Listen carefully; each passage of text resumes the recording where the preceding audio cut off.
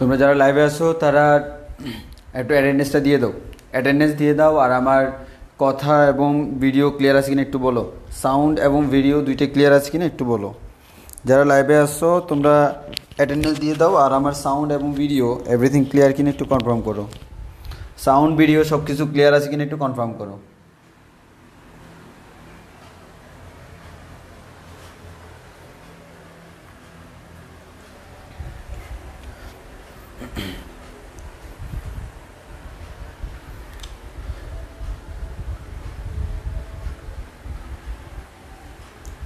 সব কিছু ক্লিয়ার আছে কিনা একটু কনফার্ম করো।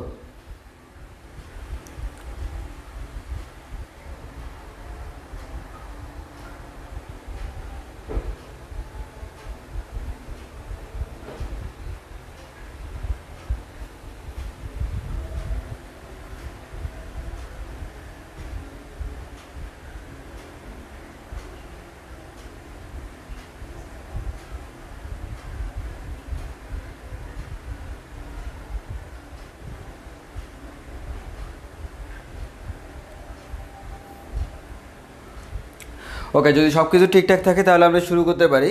আজকে আমরা কিছু ইম্পর্টেন্ট জিনিস নিয়ে আলোচনা করব। তো এক্ষেত্রে আমি প্রথমে তোমাদেরকে বলে রাখি, প্রথম কথা হচ্ছে আমরা লাস্ট ক্লাসে আমাদের এই অধ্যায়ের সবচেয়ে গুরুত্বপূর্ণ যে টপিকসগুলো ওগুলো আমরা শেষ করে ফেলছিলাম। আমাদের লাস্ট পর্যন্ত আমরা পড়ছিলাম কোনো একটা চুম্বক ক্ষেত্র যদি থাকে, আমার মনে করো বি মানের কোনো একটা চুম্বক ক্ষেত্র আছে, ওই চুম্বক ক্ষেত্রের মধ্যে মনে করো কোনো একটা এরকম ক্ষুদ্র লুপ আছে।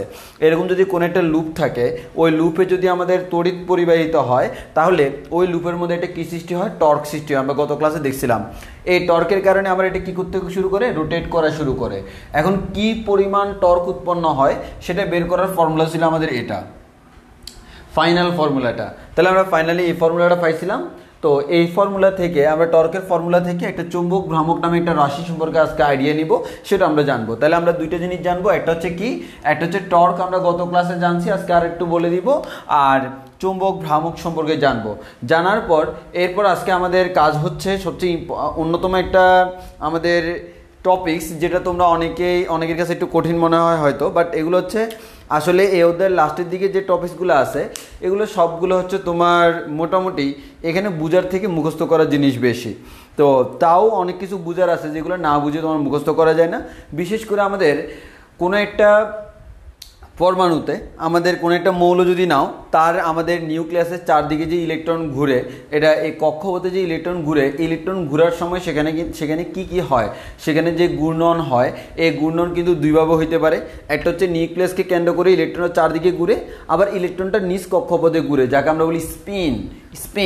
এই স্পিন আমার দুই ধরনের হইতে পারে। তো আমরা এগুলো নিয়ে একটু আলোচনা করবো আজকের ক্লাসটাতে। অর্থাৎ তোমরা কেমিস্ট্রিতে যে স্পিনগুলো সম্পর্কে পড়ছিলা, তারপর হচ্ছে তোমার কক্ষপথ সম্পর্কে পড়ছিলা, তো সেগুলো আমাদের এখানে একটু আমাদের ফিজিক্সের ভাষায় আমাদেরকে সেগুলো ব্যাখ্যা করতে হবে। হয়তো তোমরা কেমিস্ট্রির মধ্যে খুব বেশি ক্যালকুলেশন করো নাই, এখানে আমাকে ক্যালকুলেশন করতে হবে। এরপর আমরা আস্তে আস্তে করে আশা করি সমস্যা হবে না। এই টপিক্সটা আসলে এক এক বইতে এক এক রকম ভাবে দেওয়া, খুব গুছানো কোনোভাবে নাই, ওই কারণে আমি আমার মতো করে গুছাইছি। তো আশা করি আমি ক্লাস নেওয়ার পর এই টপিক্সে কারো কোনো প্রবলেম হবে না। অনেকে দেখা যায় এই টপিকটি স্কিপ দিয়ে চলে যায়, তাদের কাছে বিরক্ত লাগে পড়তে। আশা করি তোমাদের পড়তে বিরক্ত লাগবে না, আমি সব কিছু ক্লিয়ার কাট বুঝিয়ে দিব। তো তাহলে আমরা শুরু করি। প্রথমত আসি আমাদের টর্ক আমরা কিসের জন্য পড়তেছি, কোনো একটা চুম্বক ক্ষেত্র আছে, ওই চুম্বক ক্ষেত্রের সাথে চুম্বক ক্ষেত্রের মধ্যে কোনো একটা কি আছে, লুপ আছে। তাহলে চুম্বক ক্ষেত্রে যদি আমাদের কোনো একটা লুপ থাকে, লুপ মানে কি, কোনো একটা তড়িৎবাহী তার দিয়ে আমরা একটা লুপ তৈরি করলাম। ওই যে লুপটা আছে, এই লুপের কারণে এখানে একটা কি সৃষ্টি হয়, টর্ক সৃষ্টি হয়। এই উৎপন্ন টর্কের মান আমরা বের করতে পারি tau equals to NIAV sin theta. এটা হচ্ছে ফর্মুলা। এখানে n মানে কি, এখানে n মানে হচ্ছে লুপের সংখ্যা। অর্থাৎ এখানে লুপ তো একটাও হইতে পারে, দুইটা হইতে পারে, তিনটা হইতে পারে। যতটা লুপ n এর মান তত। এর মানে n মানে বুঝতেছি লুপ সংখ্যা। এরপর I মানে কি, তড়িৎ প্রবাহ। কার মধ্য দিয়ে তড়িৎ প্রবাহ, এই যে আমি লুপটা নিচ্ছি, এই লুপের মধ্য দিয়ে কি পরিমাণ তড়িৎ প্রবাহিত হচ্ছে সেটা হচ্ছে আমাদের I, কারণ লুপের প্রত্যেকটা জায়গায় কিন্তু সেম পরিমাণ তড়িৎ প্রবাহিত হয়, যেহেতু সেম তার। এ মানে কি, ক্ষেত্রফল মানে কি, ওই লুপটার ক্ষেত্রফল। যে লুপটা নিলাম এই লুপের যে টোটাল ক্ষেত্রফল, এই টোটাল ক্ষেত্রফলটা হচ্ছে আমাদের এ। বি মানে কি? বি মানে হচ্ছে চুম্বক ক্ষেত্র। কোন চুম্বক ক্ষেত্র?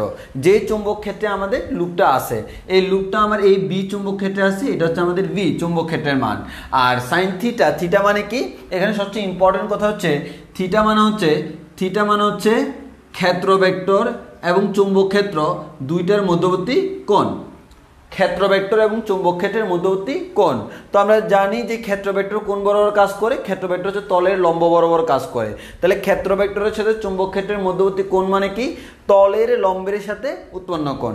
এটা মানে কি? তলের লম্বের সাথে উৎপন্ন কোণ। ফর এক্সাম্পল আমরা যদি বলি চুম্বক ক্ষেত্র তলের সাথে বি এর কোণ যদি 30 ডিগ্রি হয়, তাহলে এর সাথে কোণটা হবে 60 ডিগ্রি, মানে 90 - 30। এটা তো আমরা গত ক্লাসেও বলছিলাম যে আমাদের লম্বের সাথে। এই ফর্মুলা অ্যাপ্লাই করার সময় থিটা মানে কি?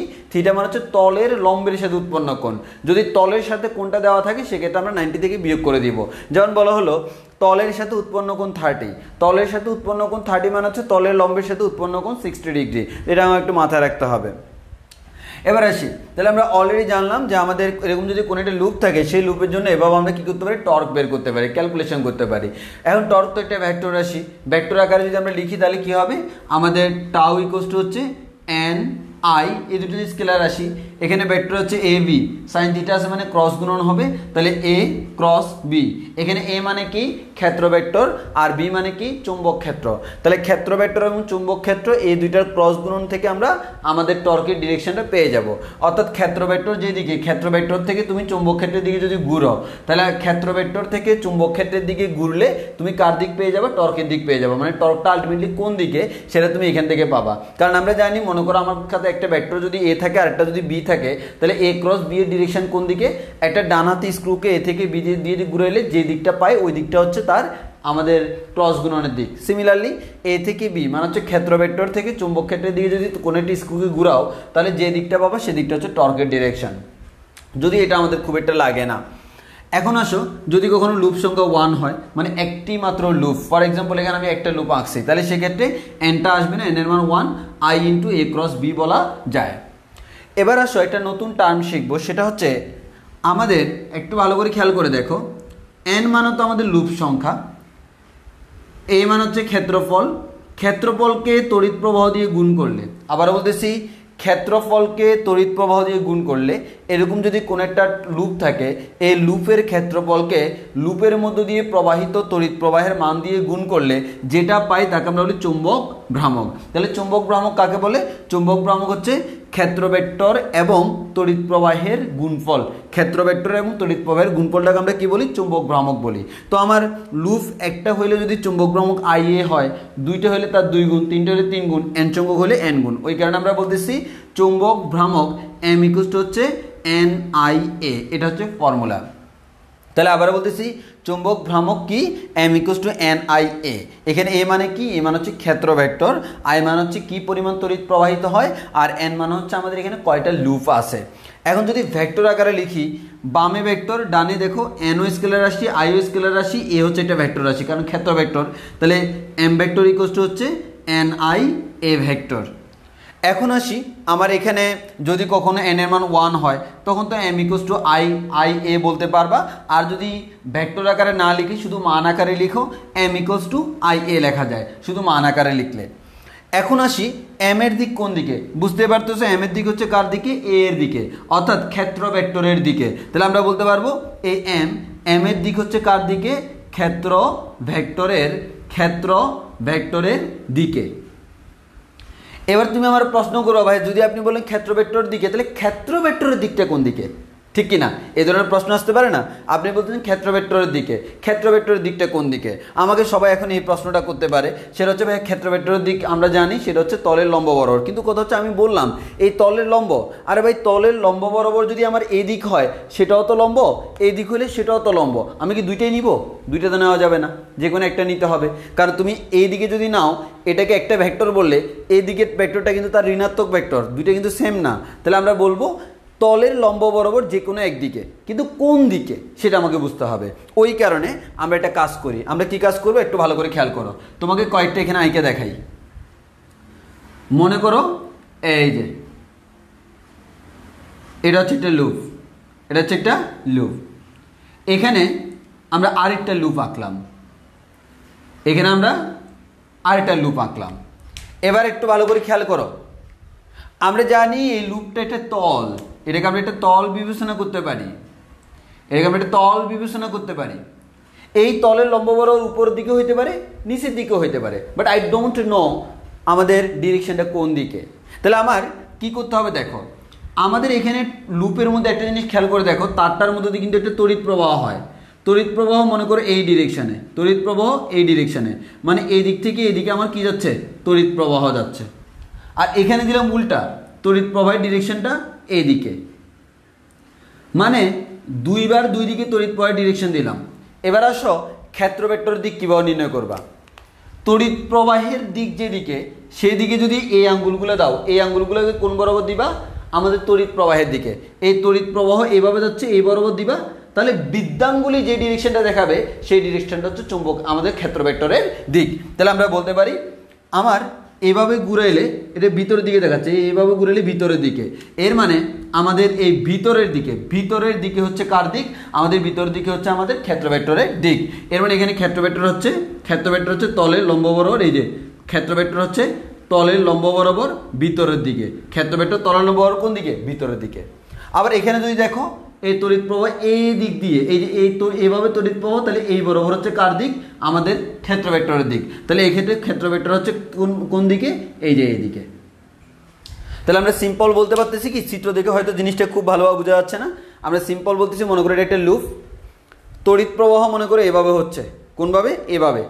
তাহলে তড়িৎ প্রবাহ যদি এভাবে হয়, এইদিকে আঙ্গুলগুলো দাও, তাহলে এই বৃদ্ধাঙ্গুলি এইদিকে না, তড়িৎ প্রবাহ এভাবে হচ্ছে, এভাবে যদি তড়িৎ প্রবাহ এইদিকে আঙ্গুলগুলো দিই, বৃদ্ধাঙ্গুলির যে ডিরেকশন, এই যে এই ডিরেকশনটা, মানে এই দিকে হচ্ছে কি ক্ষেত্র ভেক্টরের দিক। আর ক্ষেত্র ভেক্টরের দিক যেদিকে, চুম্বক ভ্রামকের দিকও সেম দিকে। আবার যদি তড়িৎ প্রবাহ এভাবে হয়, তাহলে এইভাবে তড়িৎ প্রবাহ হচ্ছে, এই দিকটা হচ্ছে আমার কার দিক, ক্ষেত্র ভেক্টরের দিক। এটা আমাকে একটু ক্লিয়ার করো তোমরা, ক্ষেত্র ভেক্টরের দিক যেদিকে, চুম্বক ভ্রামকের দিকও সেম দিকে। এখন আমার প্রশ্ন হলো ক্ষেত্র ভেক্টরের দিক কোন দিকে, এটা তোমাদের আইডিয়াটা ক্লিয়ার হয়েছে কিনা। আমরা এতদিন জানতাম ক্ষেত্র ভেক্টরের দিক হচ্ছে তলের লম্ব দিকে, কিন্তু তলের লম্ব বরাবর বাইরের দিকে জানি, কিন্তু কোনটা বাইরের দিক, এই বাইরের দিকটা নির্ণয় করার নিয়ম হচ্ছে ডানহাতি নিয়ম। তাহলে বলো তোমরা এটা, তোমাদের এটা ক্লিয়ার হয়েছে কিনা, এটা ক্লিয়ার হয়েছে কিনা একটু বলো। এই জায়গায় অনেকেই ভুল করে, এই জায়গায় অনেকেই ভুল করে, বলো এটা ক্লিয়ার হয়েছে কিনা।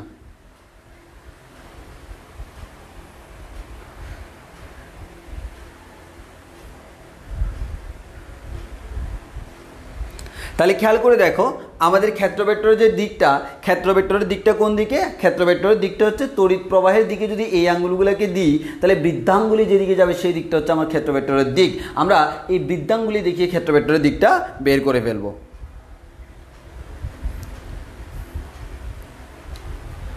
আমার মনে করে এটা একটা তল, এই তলে এই যে এরকম একটা লুপ আর কি, এই লুপটা কোন দিকে তড়িৎ পরিবহন করে, যেমন এই লুপটা আমার এভাবে তড়িৎ পরিবহন করতেছে না, ক্ষেত্র ভেক্টরের দিক কোন দিকে, তলের লম্ব বরাবর। এখন এটা যদি তল হয়, তলের লম্ব বরাবর, তো এদিকেও হইতে পারে, এদিকেও হইতে পারে, কোন দিকে সেটা বুঝবো কিভাবে। এই যে চারদিকে আমার তারটা গেছে, এই তারের ডিরেকশন বরাবর আমি কি দিব, আঙ্গুলগুলো দিব, আর বৃদ্ধাঙ্গুল যেদিকে সেটা হচ্ছে ক্ষেত্র ভেক্টরের দিক। এখন তড়িৎ প্রবাহ যদি এভাবে হয়, তাহলে ক্ষেত্র ভেক্টর এদিকে, আর যদি তড়িৎ প্রবাহ এভাবে হয়, তাহলে ক্ষেত্র ভেক্টর নিচের দিকে, তলের লম্ব বরাবর, উপরেও হইতে পারে, নিচেও হইতে পারে, ডিপেন্ড করবে হচ্ছে তড়িৎ প্রবাহ কোন দিকে তার উপর। তাহলে ক্ষেত্র ভেক্টরের ডিরেকশনটা ক্লিয়ার হয়েছে কিনা একটু বলো।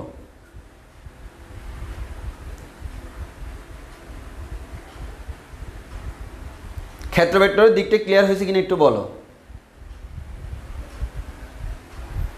ক্ষেত্র ভেক্টরের দিকটা তোমাদের ক্লিয়ার হয়েছে কিনা একটু বলো।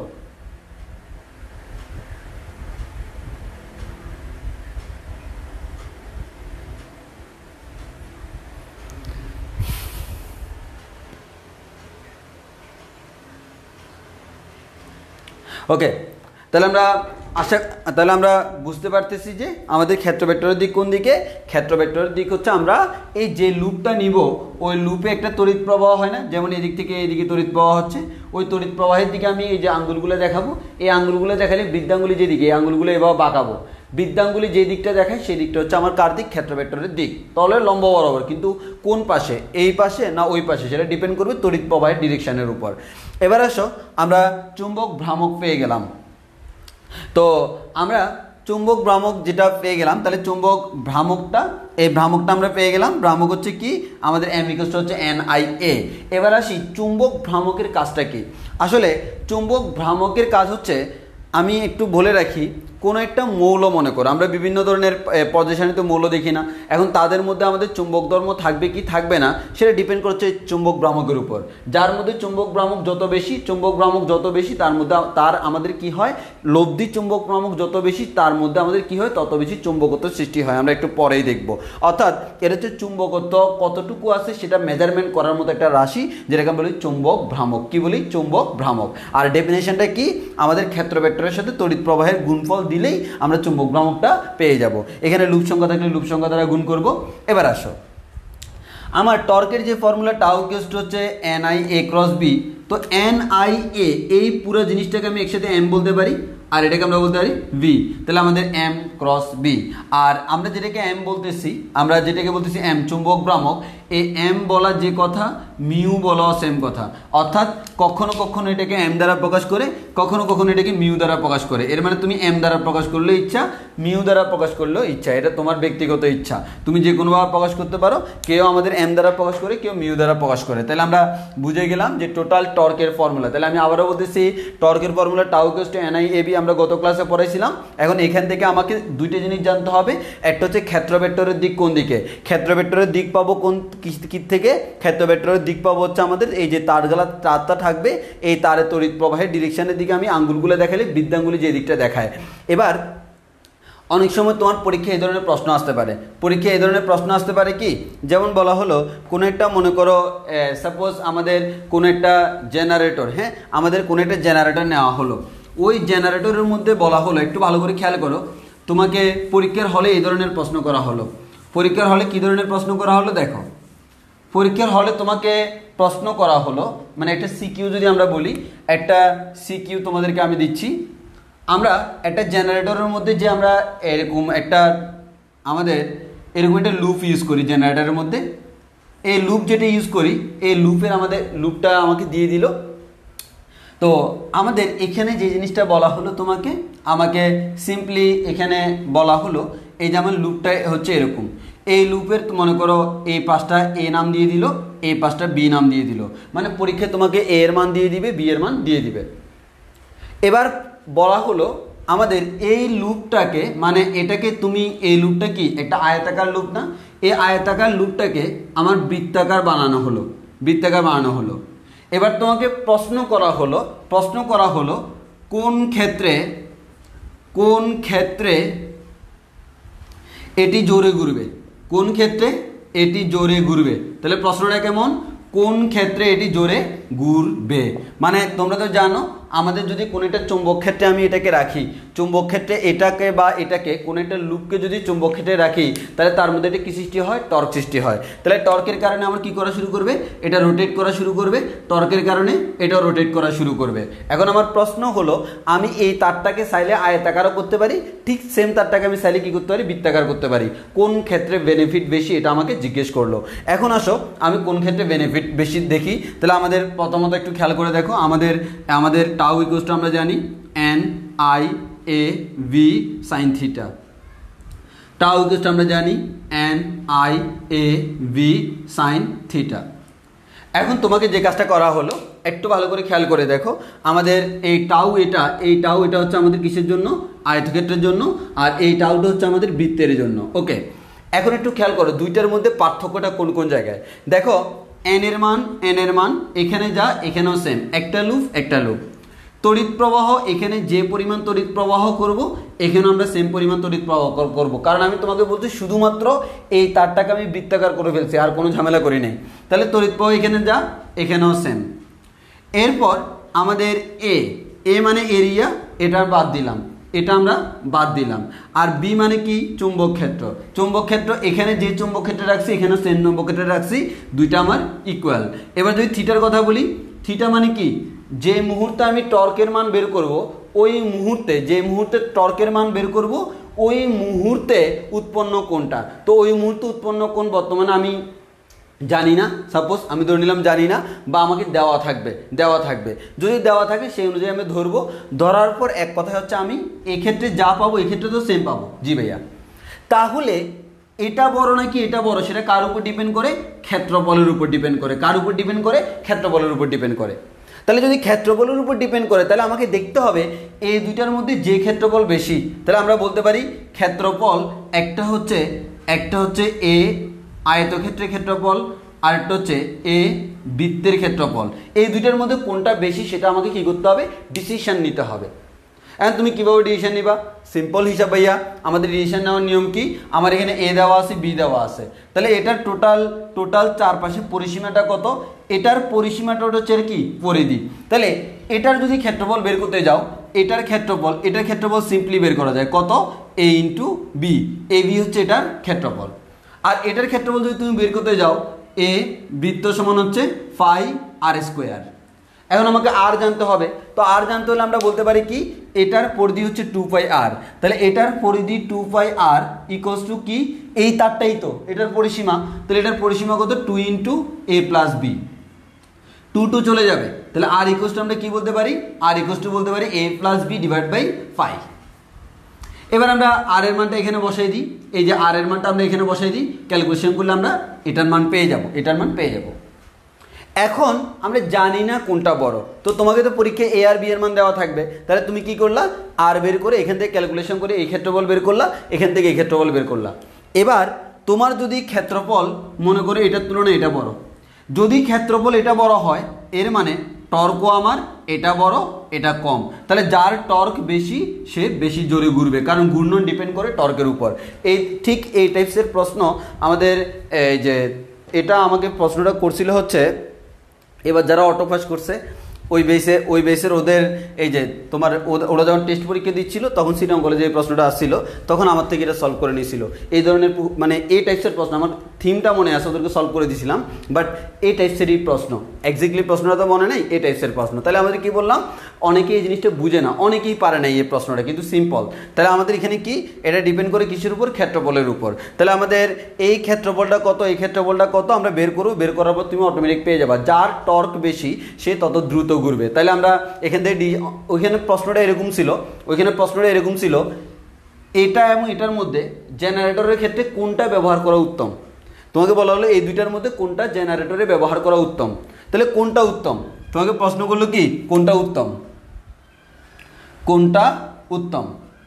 তুমি বললে হবে না ভাই উত্তম তো এখানে নাই, আমার এখানে তো আয়ত আর বৃত্ত আছে, আমার এই দুইটার মধ্যে কোনটা আনুপাতিক আপেক্ষিকভাবে বেশি ভালো আমরা সেটা জিজ্ঞেস করতেছি, তাহলে যার টর্ক বেশি সেটা বেশি ভালো। তো যে কোনোভাবে তোমাকে প্রশ্ন করতে পারে। তাহলে এটা তোমাদের ক্লিয়ার হয়েছে কিনা বলো? এই ধরনের ট্রিকি প্রশ্ন অনেক সময় পরীক্ষা আসতে পারে, তো এর থেকে বেশি ট্রিকি প্রশ্ন আসার কোনো চান্স নাই। তাহলে বলো এতটুকু তোমাদের ক্লিয়ার হয়েছে কিনা?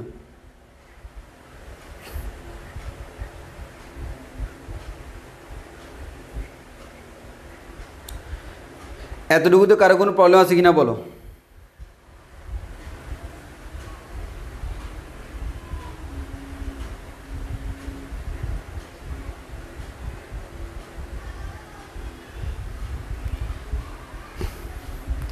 এতটুকুর মধ্যে কারো কোনো প্রবলেম আছে কিনা বলো?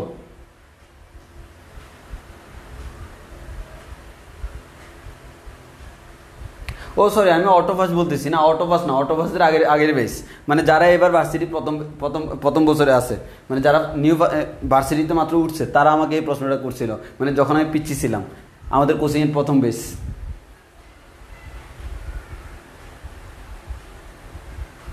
এই বুঝতে পারছো? তাহলে একটু তোমার উপস্থিত বুদ্ধি থাকতে হবে, না বসে টিউশন করতে পারবে না, কারণ আমাদের এই সকল প্রবলেম ফেস করতে হবে। জীবনে এটা দেখিও নাই, কিন্তু পোলাবেন এসে ধরাই দিয়েছে ভাই সলভ করেন, ইনশাল্লাহ সলভ করতে পারছি। আর বেসিক ক্লিয়ার থাকলে আসলে কোনো ব্যাপার না। তো আশা করি তোমরা বুঝতে পারছো। এটার মধ্যে কারো কোনো প্রবলেম আছে কিনা? আচ্ছা, সুমাইয়া ইসলাম প্রশ্ন করলো দুইটার পরিধি সমান কিভাবে? দেখো, আচ্ছা পরিধি আর পরিসীমার মধ্যে পার্থক্য বুঝিও। বৃত্তের ক্ষেত্রে আমরা এটাকে বলি আলাদা করে পরিধি, নর্মালি আমরা চারপাশের দৈর্ঘ্যটাকে আমরা বলি পরিসীমা। আসলে আমরা বলছি এই যে আয়তাকার তারটা, এটা কিন্তু একটা তার, এই তারটাকেই আমরা এরকম বৃত্তাকার বানাইছি। তাহলে এই তারের যে পরিসীমা, এই পুরা তারের যে দৈর্ঘ্যটা, ওই দৈর্ঘ্যটাই তো এখানে পরিধি। তো পুরা তারের দৈর্ঘ্য কত? এ প্লাস বি প্লাস এ প্লাস বি, এক কথায় পরিসীমা। তাহলে এই আয়তক্ষেত্রের পরিসীমা সেটা আমার বৃত্তের কিসের সমান? পরিধির সমান। সেটা ধরে আমি এখান থেকে ব্যাসার্ধ বের করছি। বুঝছে কিনা বলো? ক্লিয়ার হয়েছে কিনা একটু বলিও, এতটুকু ক্লিয়ার কিনা?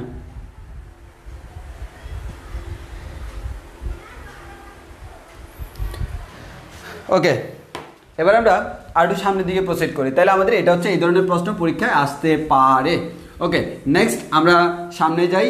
এবার হচ্ছে আমাদের অন্যতম একটা টপিক, সেটা হচ্ছে আমাদের কক্ষপথে ঘূর্ণায়মান ইলেকট্রনের জন্য। এবার আসি, আমরা পড়ব হচ্ছে কক্ষপথে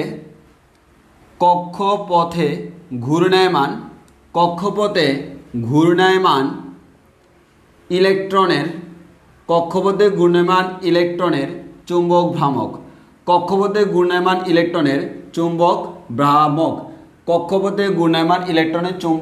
ভ্রামক।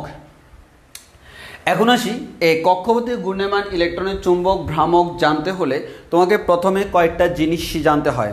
তো আমরা প্রথমত আসি, কয়েকটা ইম্পর্টেন্ট ক্রাইটেরিয়া আমরা আগে থেকে জেনে রাখি। সেটা হচ্ছে আমরা জানি আমাদের চুম্বক ভ্রামক m vector equals to NIA vector.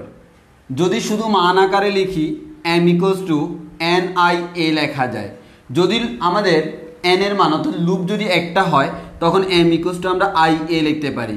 আর কক্ষপথের ক্ষেত্রে আমরা যদি বলতে পারি, যদি তোমার এটা নিউক্লিয়াস হয়, নিউক্লিয়াসের চারদিকে একটা নির্দিষ্ট কক্ষপথ যখন চিন্তা করবা, এখানে কিন্তু লুপ একটাই, একটা কক্ষপথ মানে কিন্তু একটাই লুপ, ওর এখানে কিন্তু ডুয়াল কোনো লুপ নাই। তাহলে আমাদের একটাই লুপ, সেক্ষেত্রে আমার n এর মান অলওয়েজ 1 হয়। এর মানে এই টপিকস যতক্ষণ পড়বো ততক্ষণ পর্যন্ত n এর মান 1। এখন আসো যে আমাদের m ইকুয়ালস টু আমরা IA পেয়ে গেলাম। ওকে ভাইয়া, আমরা এই জিনিসটা পাইলাম। এখন আসো, তোমাকে এখান থেকে জানতে হবে কি? তোমাকে এখান থেকে সিম্পল জানতে হবে ভাইয়া এই ক্ষেত্র ভেক্টরের দিক কোন দিকে। তাহলে ক্ষেত্র ভেক্টরের দিক কোন দিকে হবে? ক্ষেত্র ভেক্টরের দিক হবে আমাদের তড়িৎ প্রবাহের দিকে অন্য আঙ্গুলগুলো দিলে, যে মনে করো আমাদের তড়িৎ প্রবাহের দিকে অন্য আঙ্গুলগুলো দিয়ে বৃদ্ধাঙ্গুলি যদি এদিকে দিই, মনে করো এটাই আমার সেই বৃদ্ধাঙ্গুলি, আমরা এই যে এভাবে দিলাম আর কি, এভাবে দিলাম। কেমনে আঁকে? হ্যাঁ, ওই যেটা হয় আর কি, আশা করি বুঝতে পারছো যে অন্য আঙ্গুলগুলা, হাতটাকে তোমরা ধরে নাও, যে কোনো রকম ধরে নাও না হাত, তো আমাদের অন্য আঙ্গুলগুলো দিলে আমরা বুঝতে পারবো এই যে এই দিকটা হচ্ছে আমাদের কার দিক? তড়িৎ প্রবাহের দিক। তাহলে আমাদের এই দিকটা হচ্ছে আমাদের কার দিক? ক্ষেত্র ভেক্টরের দিক। আর ক্ষেত্র ভেক্টরের দিক যেদিকে, চুম্বক ভ্রামকের দিকটাও সেম দিকে।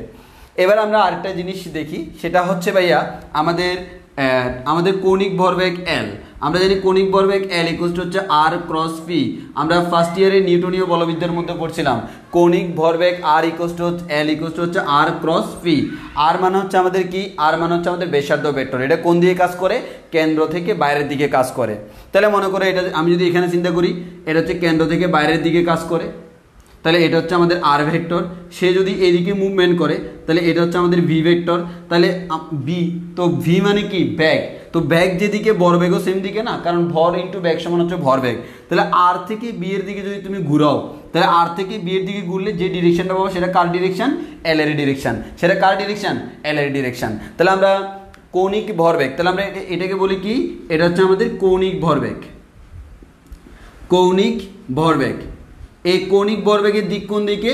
কৌণিক ভরবেগের দিক আমরা বলতে পারি, কৌণিক ভরবেগের দিক হচ্ছে, আবারও বলতেছি, কৌণিক ভরবেগের দিক হচ্ছে কোন দিকে? আর থেকে পি এর দিকে ডানহাতি স্ক্রুকে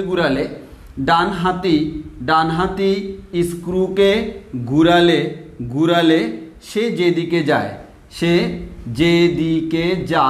যায় ওই দিকটাই এল এর দিক।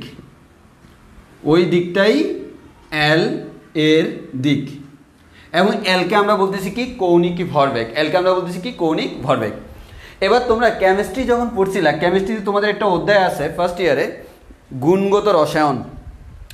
ওইখানে তোমরা একটা আমাদের বোর্ডের যে মডেলগুলো পড়ছিলাম, মডেলগুলো পড়ার সময় একটা এই যে তোমার মনে করো কক্ষপথের সূত্র পড়ছো, তারপর হচ্ছে আমাদের এই যে কৌণিক ভরবেগের একটা সূত্র পড়ছো, তাই না?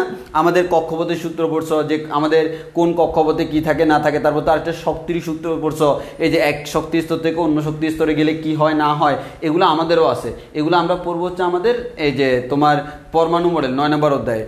তো এখন আসো, আমাদের এখানে তোমাকে যে কাজটা করতে হবে, তোমরা পড়ছিলা যে কৌণিক ভরবেগ, ওইখানে কেমিস্ট্রিতে তোমরা পড়ছিলা কৌণিক ভরবেগ, কৌণিক ভরবেগ ভরবেগ mvr = nh/2π।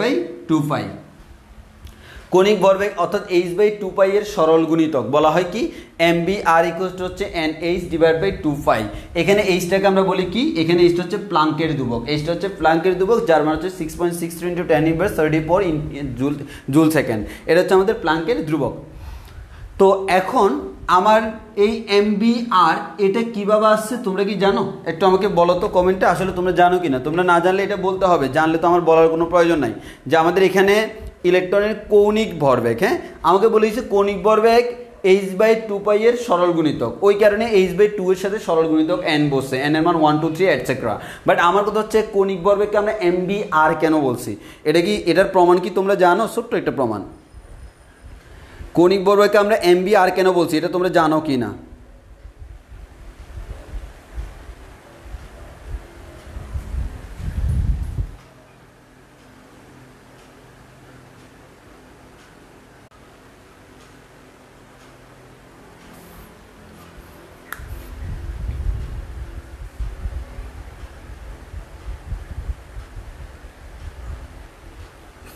আচ্ছা ওকে, যারা ব্লার পড়ছিলে ঠিক হয়ে গেছে আশা করি। তো এখন আমাকে বলো যে কৌণিক ভরবেগকে mvr যে আমরা বলি, এটা আমরা জানি কি না? mvr এটা কি তোমরা জানো নাকি বলতে হবে?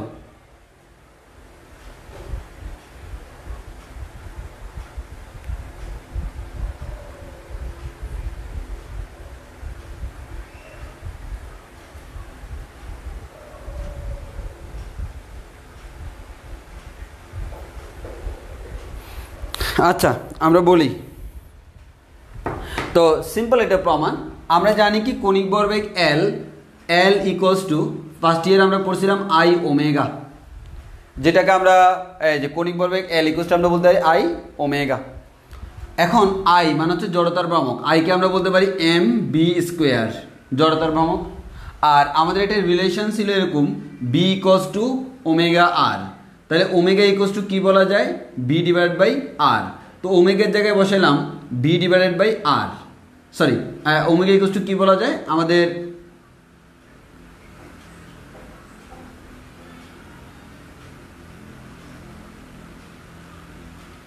হ্যাঁ কিরে ভুল লিখলাম নাকি? ও সরি, এখানে bs কেন লিখলাম? I তো হচ্ছে আমার mr², জড়তার ভ্রামক I mr², আর ওমেগা আমরা জানি b/r বসালাম। আর কাটাকাটি গেলে এখানে হয় mrv, বা সাজায় লিখলে লেখা যায় mvr। ওই কারণে আমরা লিখি যে কৌণিক ভরবেগ তাকে আমরা mvr নামে নামকরণ করি। তো mvr কেন আসছে আশা করি তোমরা বুঝতে পারছো যে আমাদের কৌণিক ভরবেগকে কেন আমরা mvr বলি। তাহলে আমরা এখান থেকে বলতে পারি আমাদের আমাদের কৌণিক ভরবেগ L = I ওমেগা, ফার্স্ট ইয়ারে নিউটনীয় বলবিদ্যা পড়াইছিলাম। I = জড়তার ভ্রামক mr², ওমেগা আমরা বলতে পারি v/r, সবগুলো হচ্ছে ফার্স্ট ইয়ারের পড়া। তো আমরা এখানে কাটাকাটি করলে mrv পাই অথবা mvr পাই। আর যারা আমার কাছে নিউটনীয় বলবিদ্যা পড়ছিল তাদেরকে আমি মনে হয় ফার্স্ট ইয়ারেও বলছিলাম এই জিনিসটা। তাহলে এবার আশা করি তোমাদের ক্লিয়ার হয়ে গেছে। তাহলে এখান থেকে কয়েকটা জিনিস তোমাকে একটু ক্লিয়ার হতে হবে। এতটুকু সবার ক্লিয়ার কিনা একটু বলো, এতটুকু সবার ক্লিয়ার হয়েছে কিনা একটু বলো।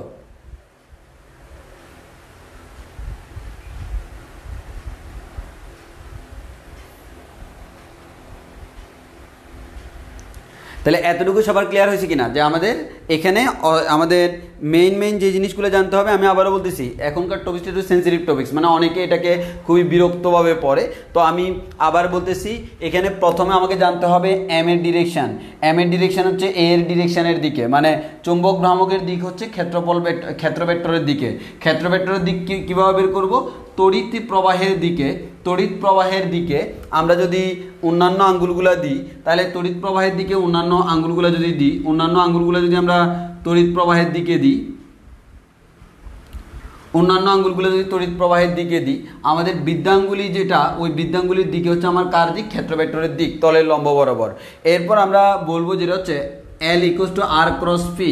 R মানে হচ্ছে আমাদের ব্যাসার্ধ ভেক্টর, P মানে হচ্ছে ভরবেগ।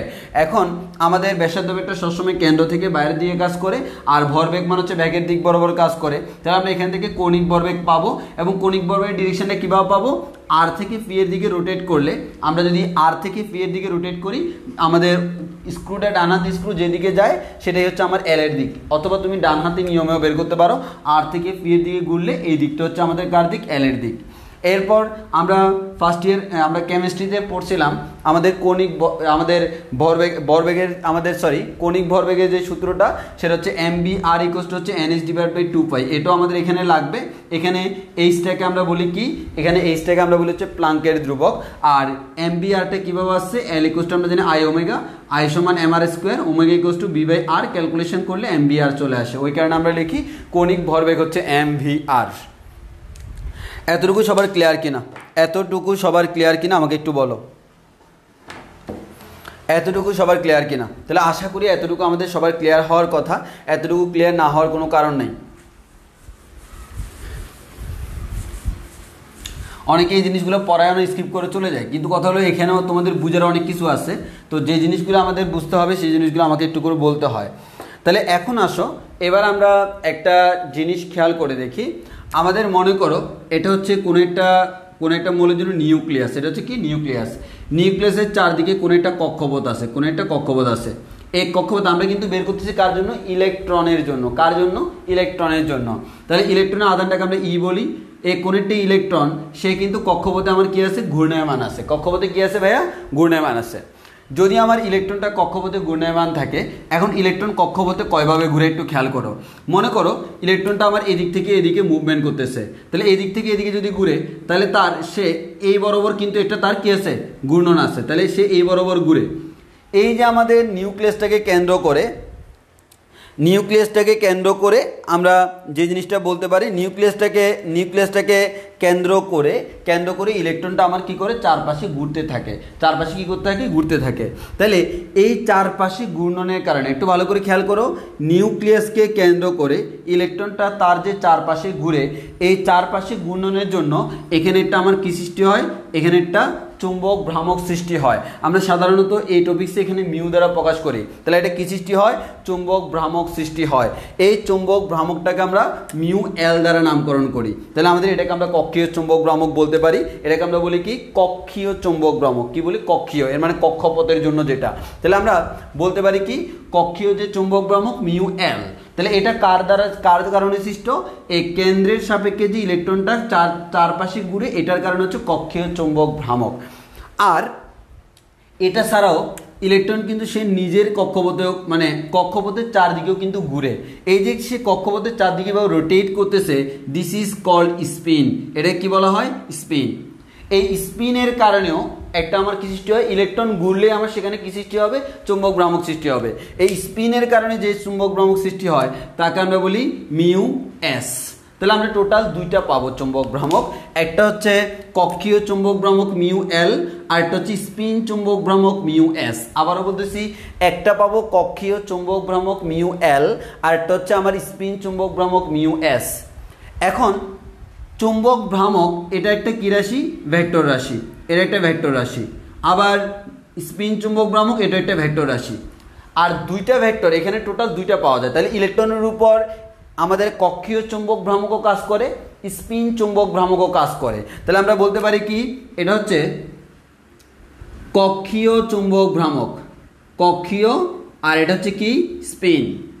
এই দুইটাকে ভেক্টর যোগ করলে, ভেক্টর যোগ তো বুঝো সামান্তরিক সূত্রের মাধ্যমে করার পর যেটা পাবো সেটা হচ্ছে টোটাল চুম্বক ভ্রামক। তাহলে আমরা এটাকে বলতে পারি কি, এটা হচ্ছে টোটাল চুম্বক ভ্রামক। তাহলে আমাদের এটা হচ্ছে কি, টোটাল, মোট।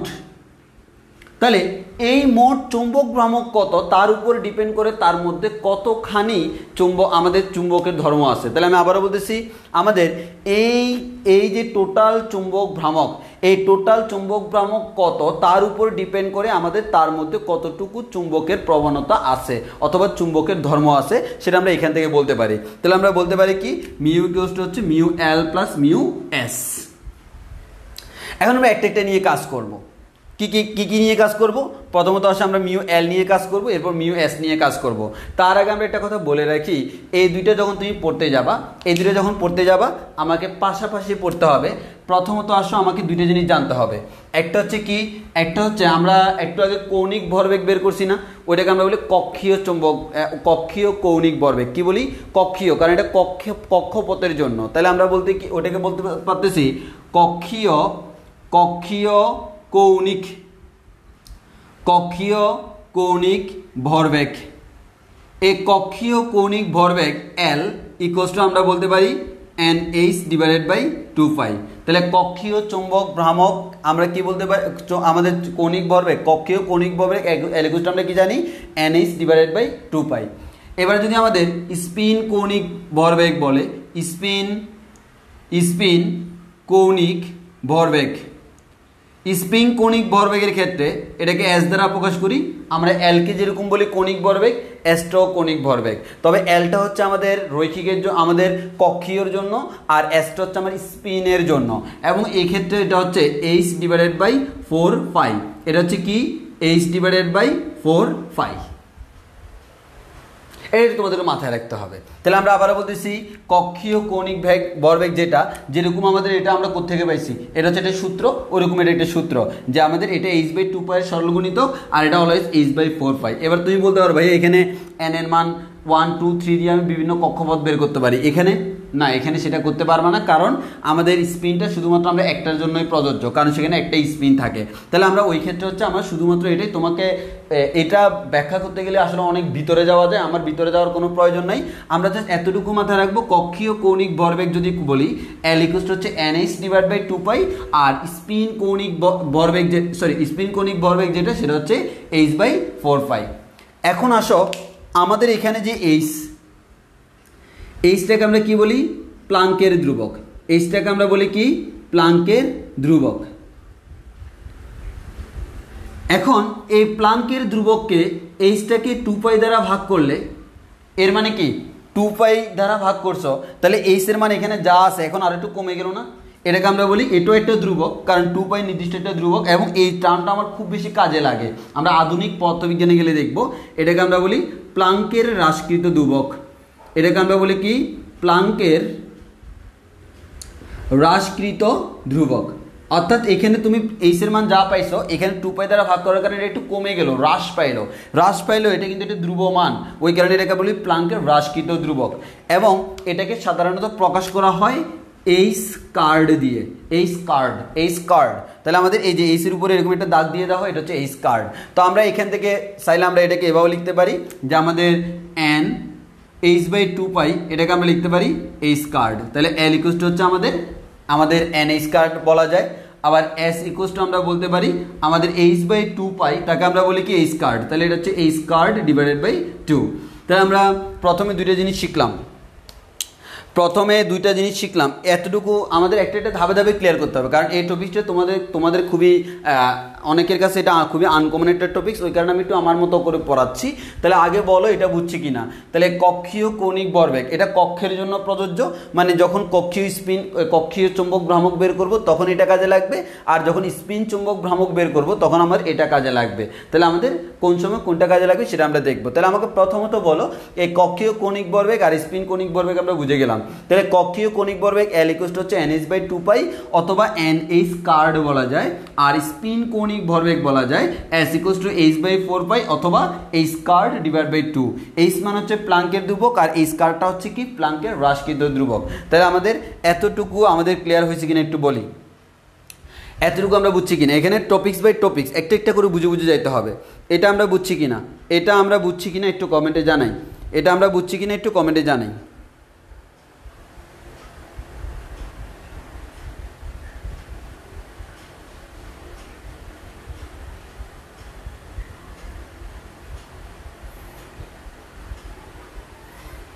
আচ্ছা, ইভান সাইদ প্রশ্ন করছো NH/2 কেমনে আসছে? কেমিস্ট্রিতে ডাইরেক্ট তোমরা ফর্মুলা পড়ে আসছো, কেমিস্ট্রির আমরা ওইটাই পড়তেছি যে MBR, ওই MBR = NH/2 পড়ছো না, ওই MBR এর জায়গায় L বসালাম আর কি, MBR যে কথা L তো সেম কথা, আমরা সেটাই বসাইছি। আসলে জিনিসটা তোমরা তো কেমিস্ট্রিতে পড়ে আসছো।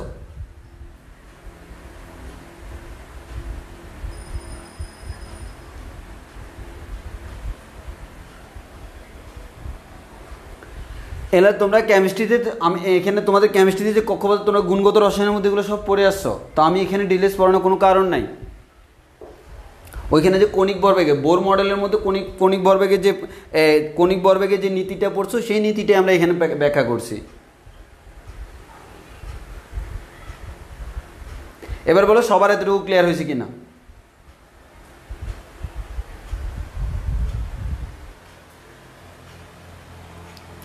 আচ্ছা, যদি ক্লিয়ার হয় তাহলে আমরা এবার একটু সামনের দিকে প্রসিড করি। তাহলে আমরা অলরেডি দুইটা জিনিস সম্পর্কে জানলাম, একটা হচ্ছে আমাদের কক্ষীয় কৌণিক ভরবেগ আর একটা হচ্ছে স্পিন কৌণিক ভরবেগ।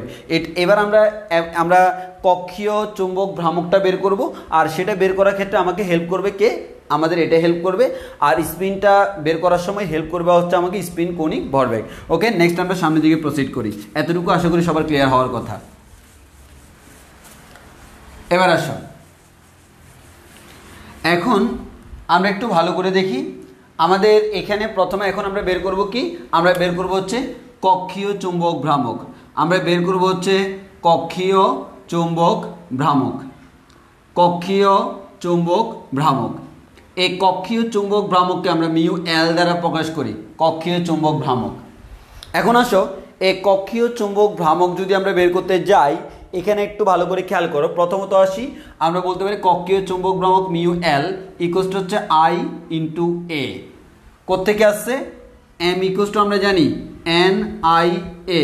তো N এর মান তো এখানে 1, কারণ আমাদের এই যে কোনো একটা নিউক্লিয়াস, এই নিউক্লিয়াসকে কেন্দ্র করে কোনো একটা ইলেকট্রন ঘুরতেছে, আমরা সেই ইলেকট্রনটাকেই চিন্তা করতেছি, ওই ইলেকট্রনটাকে আমরা চিন্তা করতেছি, সে একটা কক্ষপথে ঘুরতেছে। তাহলে কক্ষপথ কিন্তু এখানে একটা, এর মানে লুপ কিন্তু একটাই। তাহলে একটা লুপ যেহেতু N এর মান কত 1, তাহলে M = আমরা IA বলতে পারবো।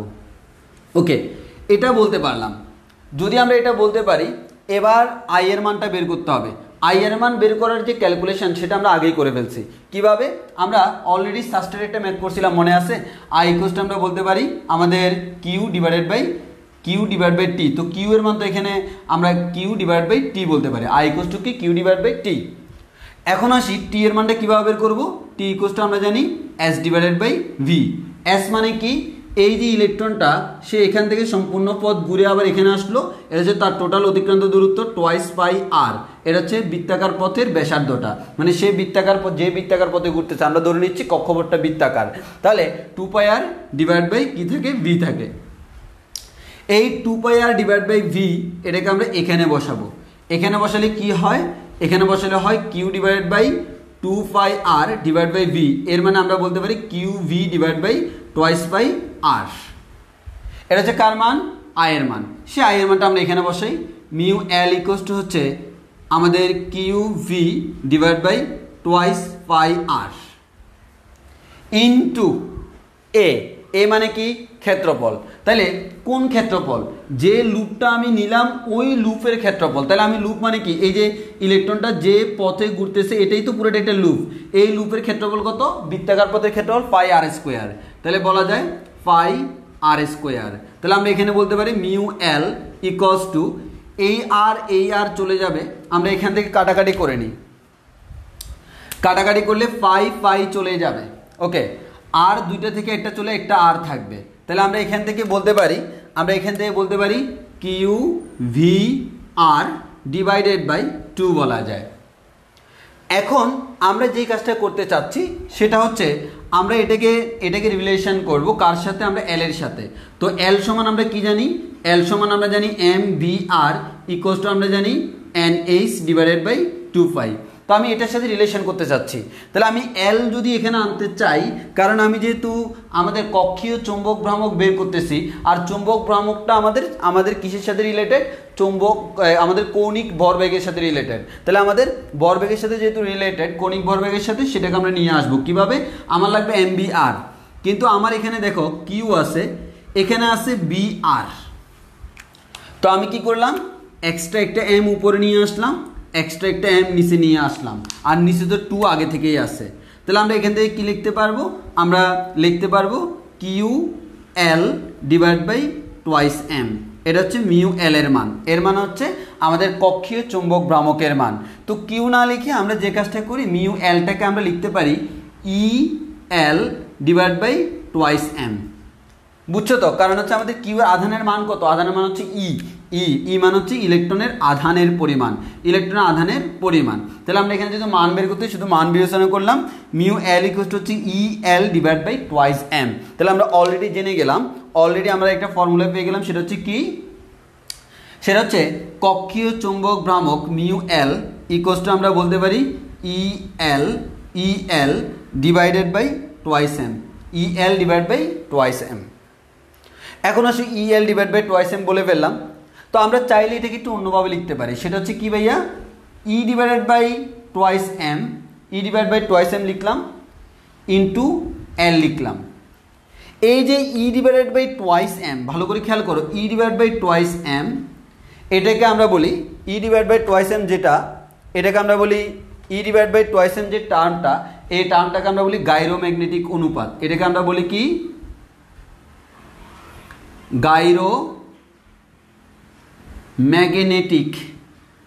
গাইরোম্যাগনেটিক অনুপাত। এই জিনিসটা তুমি তপন স্যার, ইসাক স্যার কোনো বইতে পাবো না, এটা পাবো জ্ঞাস স্যারের বইতে। তো তোমার এত কিছু চিন্তা করার দরকার নাই, তুমি কি করবা, এখানে ই এর মানটা, ই মানে কি ইলেকট্রনের আধান, ইলেকট্রনের আধান কি আমাদের 1.6 × 10⁻19, এম মানে কি ইলেকট্রনের ভর, ইলেকট্রনের ভর কত 9.11 × 10⁻31। তুমি বসাও, ক্যালকুলেশন করে যে মানটা পাবো সেটা হচ্ছে গাইরোম্যাগনেটিক অনুপাতের মান। এটাকে আমরা বলি কক্ষীয় গাইরোম্যাগনেটিক অনুপাত। কি বলি, এটাকে আমরা খালি গাইরোম্যাগনেটিক বলি না, এটাকে আমরা বলি কক্ষীয় গাইরোম্যাগনেটিক অনুপাত। কক্ষীয় গাইরোম্যাগনেটিক অনুপাত, এটাকে জিএল দ্বারা অনেক সময় প্রকাশ করা হয়। কি দ্বারা প্রকাশ করা হয়, জিএল। জি মানে হচ্ছে গাইরোম্যাগনেটিক অনুপাত, আর এল হচ্ছে আমাদের কক্ষের জন্য। হ্যাঁ, তাহলে আমাদের E divide by twice M বলা যায়। আর এটার মান কত বের করে তোমরা ক্যালকুলেশন করে মুখস্থ করে রাখবা। তাহলে আমরা চাইলে এটাকে এভাবে লিখতে পারি, মিউ এল ইকুয়াল টু হচ্ছে E divide by twice M এর জায়গায় গাইরোম্যাগনেটিক অনুপাত ইন্টু এল। আমরা চাইলে এভাবেও লিখতে পারি। তো আমরা এতটুকু বুঝছি কিনা একটু আমাকে বলো। আমি আবার বলতেছি, আমাদের প্রথম কথা, এই ক্যালকুলেশনটা আমরা আগে থেকেই জানি। এই ক্যালকুলেশন আমরা অলরেডি একটা ম্যাথে করছিলাম, যে I equal to Q by T, T এর মান T equal to S by B. তাহলে আমাদের এস মান হচ্ছে পুরোটা ঘুরে আসতে টোয়াইস বাই আর, সেটা বসাইলাম, এখান থেকে আমরা এটা পাইলাম।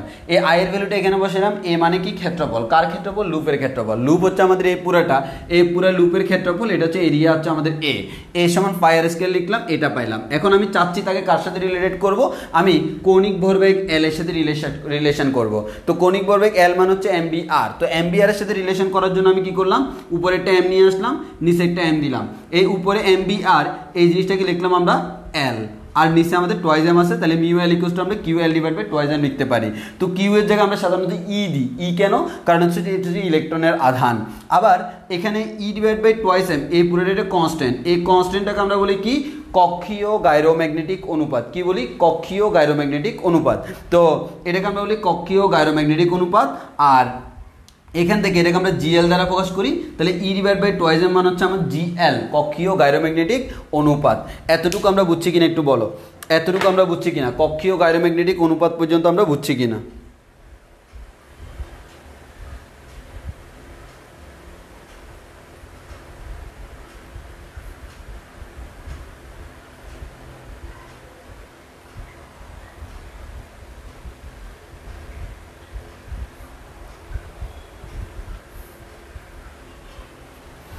আচ্ছা, ইভান সাইদ প্রশ্ন করলো, এখানে অনেকগুলো লুপ নাই, কিন্তু একই লুপে তো বারবার ঘুরতেছে। হ্যাঁ, একই লুপে বারবার ঘুরতেছে, ঠিক আছে।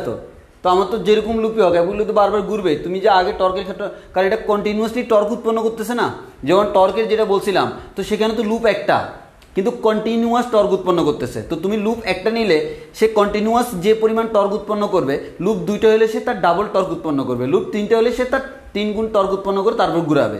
তাহলে লুপ যত বেশি দিচ্ছি স্পিড তত বাড়তেছে।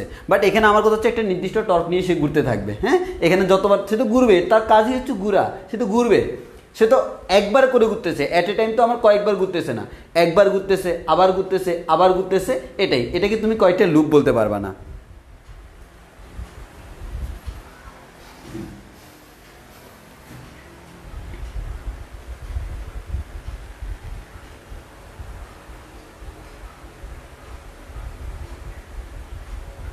এতটুকু ক্লিয়ার কিনা একটু বলো।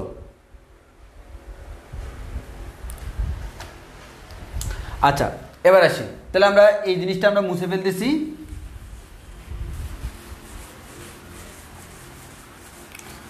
এখন আসো, এখন তাহলে আমরা ওভারঅল যদি জিনিসটা বলি, তাহলে আমরা বলতে পারবো কক্ষীয় চৌম্বক ভ্রামক মিউ এল ইকুয়ালস টু আমরা বলতে পারি E L divide by twice M. আবার আমরা চাইলে এটাকে লিখতে পারি E divide by twice M, এটাকে আমরা বলি গাইরোম্যাগনেটিক অনুপাত জি এল ইন্টু এল। ওকে ওকে, এখন আমরা এটাকে একটু আরেকটু অন্যভাবে ক্যালকুলেশন করব। Mu L E divide by twice M আমার আছে, এই যে এলটা আছে আমার, যে এল, এই যে আমার এখানে একটা এক্সট্রা এল আছে, এল এর জায়গায় এলটা আমি কার জায়গায় বসেছিলাম, এম বি আর এর জায়গায়।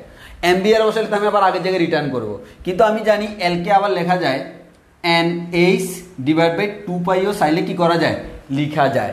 তাহলে আমরা তখন এটাকে কি লিখতে পারি,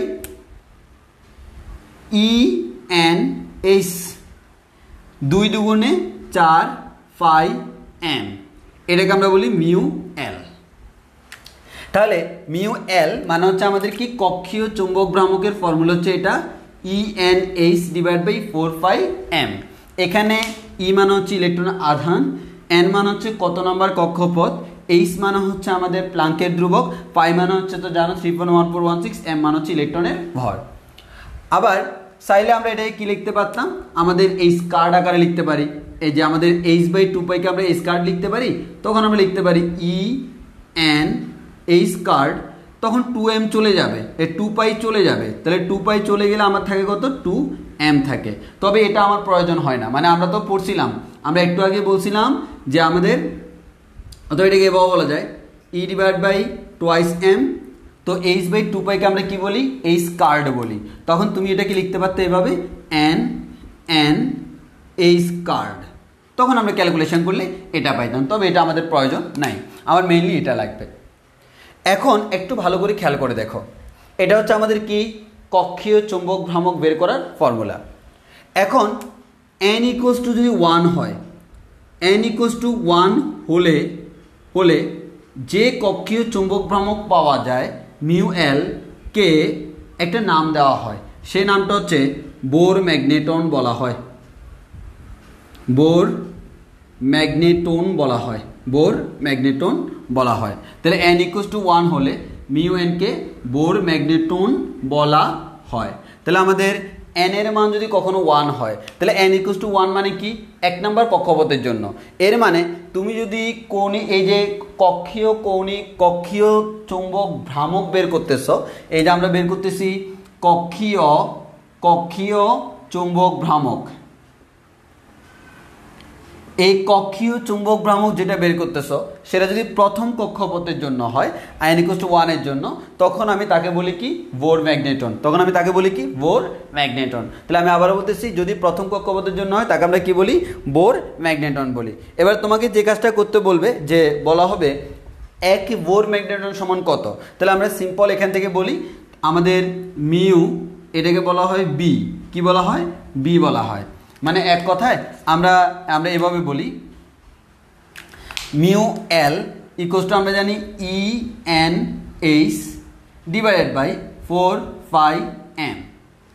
এখন যদি আমি এই এন এর জায়গায় যদি আমরা 1 ইউজ করি, তখন এল এর জায়গায় আমরা দিয়ে দিব B. This is called Bohr magneton, কি বলা হয়, বোর ম্যাগনেটন। তাহলে এটাকে আমরা বলি বোর ম্যাগনেটন। তাহলে বোর ম্যাগনেটন কি, E H divide by 4 pi M. এখানে প্রত্যেকটার মান ধ্রুবক, তুমি ই এর মান বসাও 1.6 ইন্টু 10 ইনভার্স 19, তুমি এইচ এর মান বসাও 6.63 ইন্টু 10 ইনভার্স 34, তুমি 4 ইন্টু 5 এর মান বসাও 3.1416, তুমি এম এর মান বসাও 9.11 ইন্টু 10 ইনভার্স 31। তাহলে তুমি যদি এবার ক্যালকুলেশন করলে যে মানটা পাবা সেটা আমি লিখে দিচ্ছি, সেটা হচ্ছে 9.274 into 10 inverse 24 ampere metre square. এটা হচ্ছে কার মান? এটা হচ্ছে এক বোর ম্যাগনেটনের মান। তাহলে আমরা 1 বোর ম্যাগনেটন, 1 বোর ম্যাগনেটন সমান হচ্ছে 9.274 × 10⁻24 অ্যাম্পিয়ার মিটার স্কোয়ার। এটা একটু মুখস্থ রাখতে হবে এমসিকিউর জন্য। এটা হচ্ছে এক বোর ম্যাগনেটনের মান।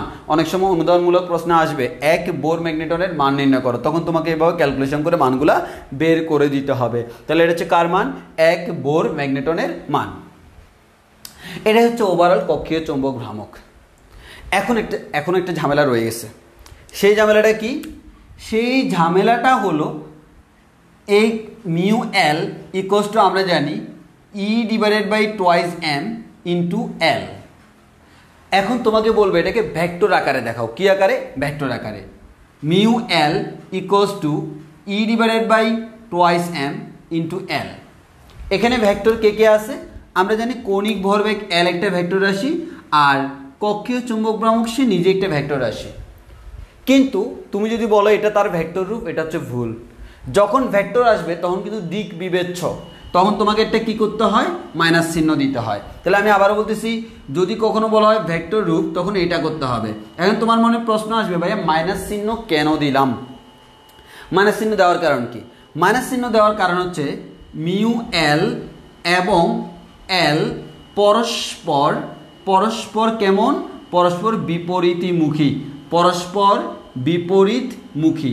এর মানে হচ্ছে আমার, তুমি মিউ এল এর ডিরেকশনটা যেদিকে, মনে করো মিউ এল উপরের দিকে হলে এলটা হয় নিচের দিকে, মিউ এল নিচের দিকে হলে এলটা হয় উপরের দিকে। তাহলে আমরা বলতেছি এই মিউ এল এবং এল অর্থাৎ কক্ষীয় চৌম্বক ভ্রামক এবং কক্ষীয় কৌণিক ভরবেগ, এদের ডিরেকশনটা সবসময় কি হয়?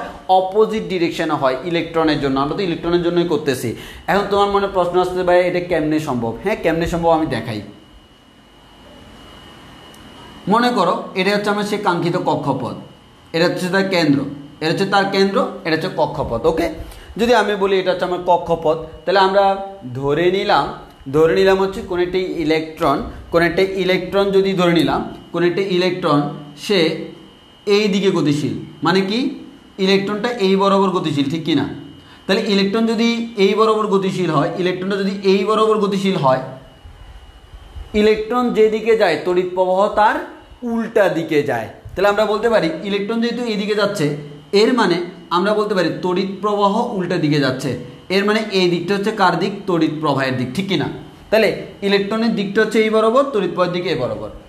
এবার কোন একটি স্পেসিফিক মনে করো এই বিন্দুতে ইলেকট্রনের ব্যাগের দিক হচ্ছে এই বরাবর, তাহলে আমরা সিম্পল বলতে পারি ইলেকট্রনের ব্যাগের দিক। এখন একটু খেয়াল করে দেখো, আমরা প্রথমে একটা কাজ করি, সেটা হচ্ছে কি ক্ষেত্র ভেক্টরের দিক। আমরা জানি এই চুম্বক ভ্রামকের দিক কোন দিকে? ক্ষেত্র ভেক্টরের দিকে। তাহলে ক্ষেত্র ভেক্টরের দিক কীভাবে বের করবো?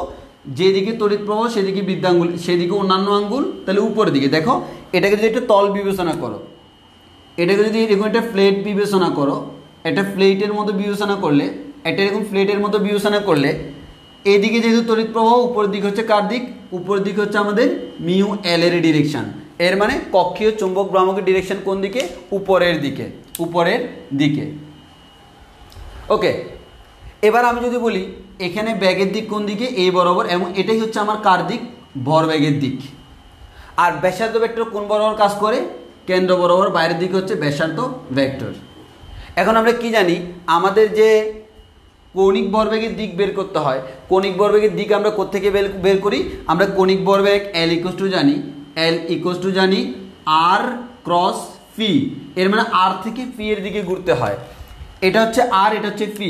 এই R থেকে ফি এর দিকে যদি ঘুরো, তাহলে তোমার ডিরেকশনটা কোন দিকে হবে? নিচের দিকে হবে। R থেকে ফি এর দিকে ঘুরলে ডিরেকশনটা কোন দিকে হয়? নিচের দিকে হয়। তাহলে আমরা বলতে পারি এই ক্ষেত্রে ডিরেকশনটা হচ্ছে নিচের দিকে, এবং এই নিচের দিকটা হচ্ছে কার দিক? এল এর দিক। তাহলে তোমরা নিজেরাই বুঝতে পারতেছো যে আমাদের কক্ষীয় চৌম্বক ভ্রামক তার দিক হচ্ছে উপরের দিকে, আর নর্মালি আমাদের কৌণিক ভরবেগের দিক হচ্ছে নিচের দিকে। তো যেহেতু এরা একজন উপরের দিকে আরেকজন নিচের দিকে, দুইটা ভেক্টর যদি দুই দিকে কাজ করে, তাদেরকে আমরা বলি একটা আরেকটার বিপরীত ভেক্টর। আর বিপরীত ভেক্টরের ক্ষেত্রে একটা কি চিহ্ন দিতে হয়? মাইনাস চিহ্ন দিতে হয়। এর মানে তুমি ভেক্টর চিহ্ন যদি ইউজ না করো, মাইনাসের কোনো প্রয়োজন নাই, কিন্তু যখনই ভেক্টর চিহ্ন ইউজ করবে এখানে অবশ্যই একটা মাইনাস দিতে হবে। এতটুকু আমরা বুঝছি কিনা একটু বলো, এতটুকু বুঝছি কিনা বলো। সবার এতটুকু ক্লিয়ার কিনা একটু বলো।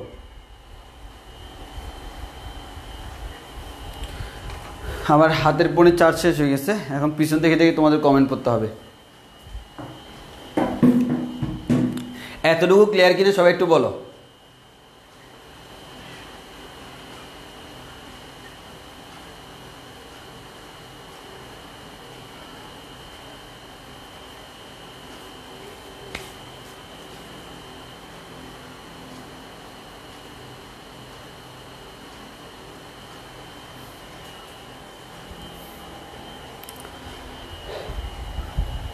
আচ্ছা দেখো, তাহলে এখানে সবচেয়ে ইম্পর্টেন্ট কথাটা হচ্ছে কি, আমার এখানে আমরা ক্যালকুলেশন করে বের করলাম কক্ষীয় চুম্বক ভ্রামক mu L equals to E L divide by twice M.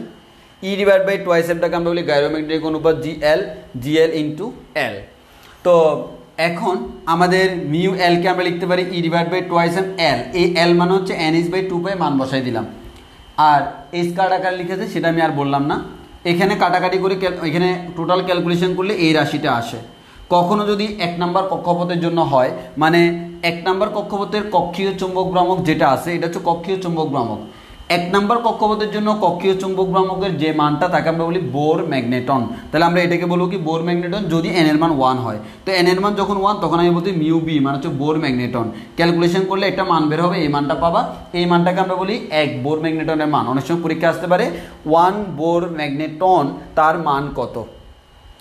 এবার আসে আমার এখানে, যদি আমি এটা তো ফর্মুলা জানি mu L equals to E divide by twice M into L. যদি তোমাকে ভেক্টর আকারে লিখতে বলে, এটা মোস্ট ইম্পর্টেন্ট পরীক্ষার জন্য, যদি কখনো ভেক্টর আকারে লিখতে বলে তখন আমার দুই জায়গায় কী আসবে, ভেক্টর চিহ্ন আসবে। সিম্পল ভেক্টর চিহ্ন আসলো, কিন্তু সাথে সাথে একটা মাইনাস চিহ্ন আসবে। এই মাইনাস চিহ্নের কারণ কি? মাইনাস চিহ্নের কারণ হচ্ছে এল এবং মিউ এল পরস্পর কি বিপরীতমুখী। তো কেন বিপরীতমুখী? ধরে নিলাম আমার ইলেকট্রনটা এভাবে ঘুরতেছে, তো ইলেকট্রন যদি এভাবে ঘুরে তার ব্যাগের ডিরেকশন এদিকে, ব্যাসার্ধের ডিরেকশন এদিকে, তাহলে আর থেকে পি এর দিকে ঘুরলে আর ক্রস পি মানে হচ্ছে এল এর ডিরেকশন। তাহলে আর থেকে পি এর দিকে ঘুরলে দিকটা হয় নিচের দিকে, সেটা হচ্ছে এল এর ডিরেকশন। আর আমরা জানি আমাদের চৌম্বক ভ্রামকের দিক কোন দিকে, সেটা হচ্ছে ক্ষেত্র ভেক্টরের দিকে। ক্ষেত্র ভেক্টর কোন দিকে? যদি তড়িৎ প্রবাহের দিকে অন্যান্য আঙ্গুলগুলো দুই বৃদ্ধাঙ্গুলি, তাহলে আমাদের তড়িৎ প্রবাহের দিকে অন্যান্য আঙ্গুলগুলো দিলাম, বৃদ্ধাঙ্গুলি উপরের দিকে। এর মানে এই তল বরাবর উপরের দিকে হচ্ছে আমার কক্ষীয় চুম্বক ভ্রামক মিউ এল এর দিক, আর নিচের দিকে হচ্ছে আমার এল এর দিক। তো যেহেতু দুইটা আমার পরস্পর বিপরীত দিকে, ওই কারণে সামনে একটা কি চিহ্ন আসলো, মাইনাস চিহ্ন আসলো। এটা হচ্ছে ওভারঅল আমার কক্ষীয় চুম্বক ভ্রামক। তো পরীক্ষা যদি তোমার কক্ষীয় চুম্বক ভ্রামক থেকে প্রশ্ন আসে, এর বাইরে আসার কোনো স্কোপ নাই। এটাই হচ্ছে ওভারঅল আমাদের কক্ষীয় চুম্বক ভ্রামক। এবার আসি কক্ষীয় চুম্বক ভ্রামক যদি বুঝি, এবার আমাদের লাগবে হচ্ছে স্পিন চুম্বক ভ্রামক। কক্ষীয় চুম্বক ভ্রামক শেষ, এবার আমরা পড়বো কি স্পিন চুম্বক ভ্রামক। তাহলে স্পিন চুম্বক ভ্রামক যদি পড়তে যাই, তাহলে একটু ভালো করে খেয়াল করে, এক্ষেত্রে আর আহামরি কোনো ঝামেলা নাই। স্পিন চুম্বক ভ্রামকে আমাদের আহামরি কোনো ঝামেলা নাই।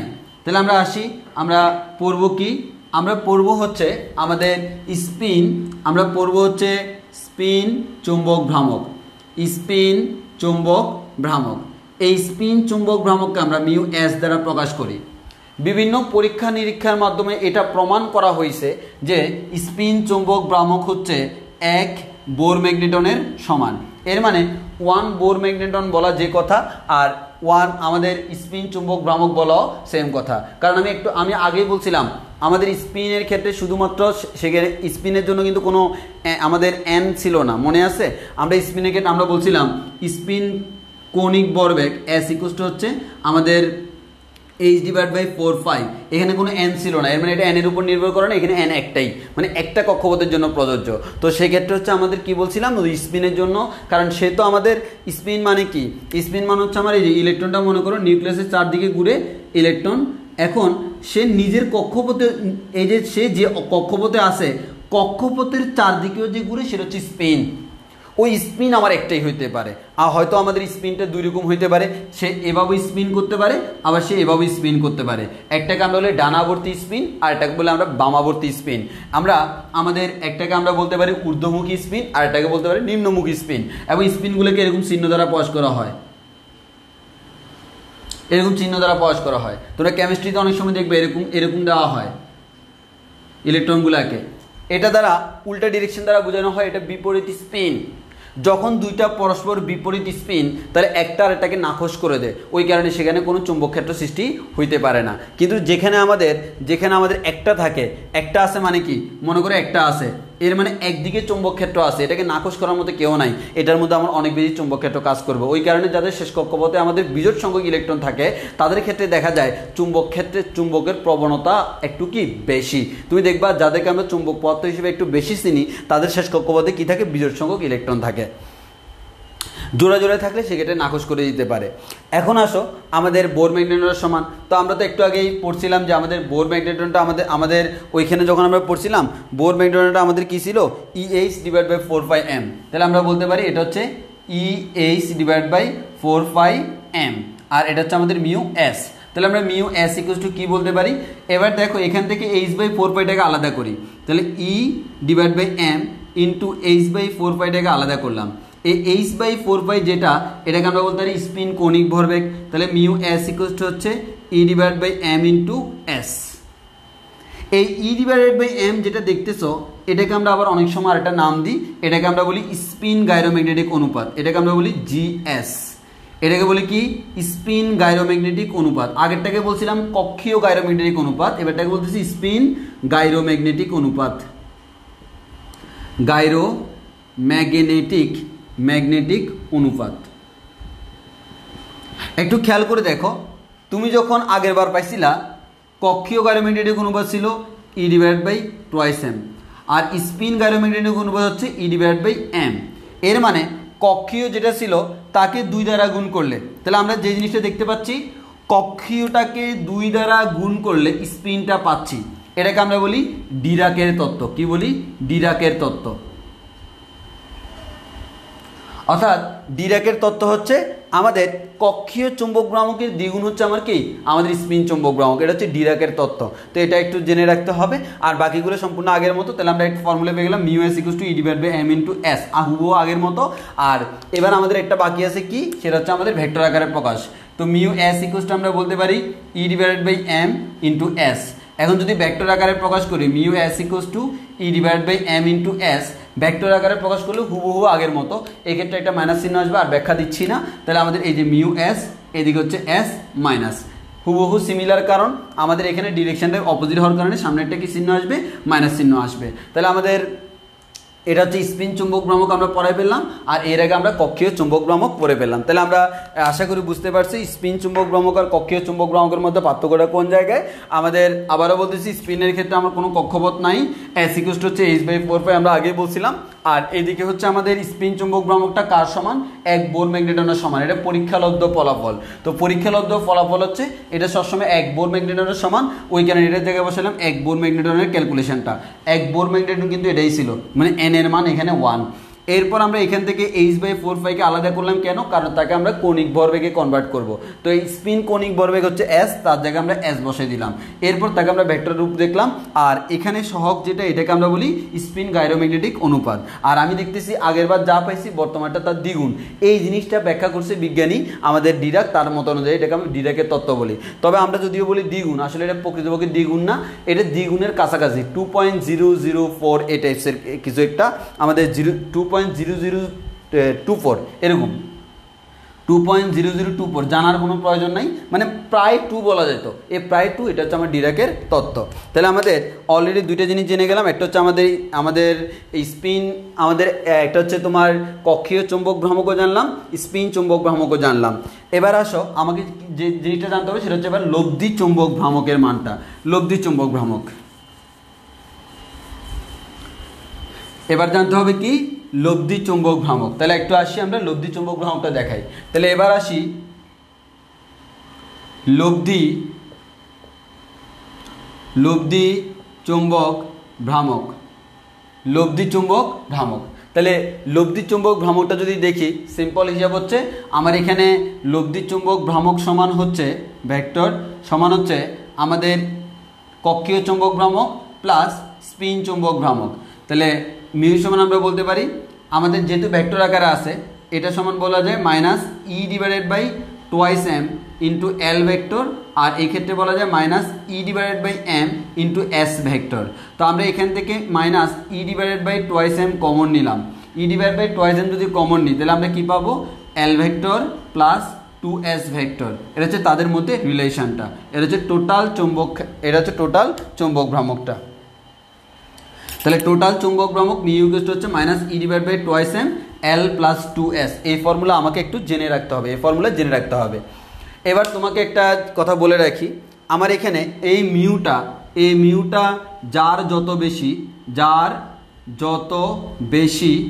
বেশি তার মধ্যে তত বেশি চুম্বক প্রবণতা কাজ করে, তার মধ্যে তত বেশি চুম্বকত্ব ধারণের প্রবণতা কাজ করে, চুম্বকত্ব ধারণের প্রবণতা কাজ করে। এবার আসো একটা ইম্পর্টেন্ট জিনিস, সেটা হচ্ছে কি ভাইয়া, আমাদের ওই ইম্পর্টেন্ট যে জিনিসটা সেটা হচ্ছে আমরা এখানে যদি আমরা বলি তাহলে এখানে যে জিনিসটা পাবো একটু ভালো করে খেয়াল করে দেখো, সেটা হচ্ছে আমাদের যখন ইলেকট্রনগুলো শেষ কক্ষপথের ইলেকট্রনগুলো যখন জোড়ায় থাকে, যেমন ফর এক্সাম্পল আমাদের একটার স্পিন এদিকে আরেকটার স্পিন এদিকে, যখন দুইটা স্পিন সেম, তাহলে আমরা যদি বলি আমার এখানে যে দুটি স্পিন আছে দেখো, একটা হচ্ছে ঊর্ধ্বমুখী স্পিন আর একটা হচ্ছে নিম্নমুখী স্পিন। ফর এক্সাম্পল আমরা বলতে পারি একটা স্পিন এভাবে আরেকটা স্পিন এভাবে, একটা স্পিন আরেকটা কি করে দিল, নাখোশ করে দিল। তাহলে আমরা এক্ষেত্রে আমরা বলতে পারি যদি আমাদের এই দুটো সেম হয়, মানে আমরা ধরে নিলাম যে এই আর এটা এই দুটো কেমন সেম, মানে দুইটা সেম তবে ডিরেকশন বিপরীত, তখন আমাদের কি হয়ে যাবে, রেজাল্ট লব্ধিটা কি হয়ে যাবে, 0 হয়ে যাবে। যখন লব্ধিটা 0 হয়ে যায় তাহলে আমরা বলি এক্ষেত্রে আমাদের কি হয় না, কোনো চুম্বক, এক্ষেত্রে আমাদের কি হয় না, এটা আমাদের কোনো চুম্বক পদার্থ না, এদেরকে আমরা বলি অচুম্বক পদার্থ, এদেরকে আমরা বলি কি, অচুম্বক পদার্থ। এই অচুম্বক পদার্থ এটাকে যদি কোনো একটা চুম্বক ক্ষেত্রে রাখা হয়, কোথায় রাখবো, চুম্বক ক্ষেত্রে কোনো একটা চুম্বক ক্ষেত্রে যদি রাখি, ওই চুম্বক ক্ষেত্রের প্রভাবে তার স্পিনটার একটু পরিবর্তন হয়, স্পিনটার একটু পরিবর্তন হয়ে সে হালকা চুম্বকত্ব লাভ করে। এই যে হালকা চুম্বকত্ব যারা লাভ করে তাদেরকে আমরা বলি ডায়াচুম্বক পদার্থ। কি বলি, ডায়াচুম্বক পদার্থ। তাহলে অলরেডি বুঝতে পারছো হোয়াট ইজ ডায়াচুম্বক পদার্থ। তাহলে আমি আবারও বলতেছি, এখানে দুটো বিপরীতমুখী স্পিন কাজ করে, দুটি স্পিন সেম, যার কারণে লব্ধি আমাদের চুম্বক ক্ষেত্র নাই। তো লব্ধি চুম্বক ক্ষেত্র না থাকার কারণে এদেরকে আমরা বলি অচুম্বক পদার্থ। এই অচুম্বক পদার্থকে যদি আমি কোনো একটা চুম্বক ক্ষেত্রের মধ্যে রাখি, তখন তার মধ্যে হালকা চুম্বকত্ব কাজ করে। এটা ডোমেনের উপর ডিপেন্ড করে, চুম্বক ডোমেন বলে একটা কাহিনী আছে, নেক্সট ক্লাসে দেখাবো। তো আমাদের ওই চুম্বকত্ব যে লাভ করে, ওই চুম্বকত্ব হালকা যে চুম্বকত্ব যারা লাভ করে তাদেরকে আমরা বলি ডায়াচুম্বক পদার্থ, মানে তারা হালকা চুম্বকত্ব লাভ করে। অনেক সময় দেখা যায় দুইটা আছে তবে সেম না, মানে কি একটা বেশি আর একটা কম। তাহলে আমাদের এই দুইটা আমরা বললাম নট সেম, অথবা আমাদের দুইটা নাই, আছে কয়টা, একটা। এই ক্ষেত্রে আমার দেখা যায় তাদের মধ্যে লব্ধি চুম্বক ক্ষেত্রে 0 না, এদেরকে আমরা আর অচুম্বক পদার্থ বলবো না, এদেরকে আমরা বলবো চুম্বক পদার্থ। এদেরকে কি বলবো, চুম্বক পদার্থ। এই চুম্বক পদার্থ যেগুলা, তাদেরকেও যদি আমি আবার নতুন একটা চুম্বক ক্ষেত্রে রাখি, তাহলে তারা আরও বেশি চুম্বকত্ব লাভ করে, আরও বেশি চুম্বকত্ব লাভ করে। আর এদেরকে আমরা বলি প্যারাচুম্বক পদার্থ। আগামী ক্লাসে আরও বেশি ডিসকাস করব।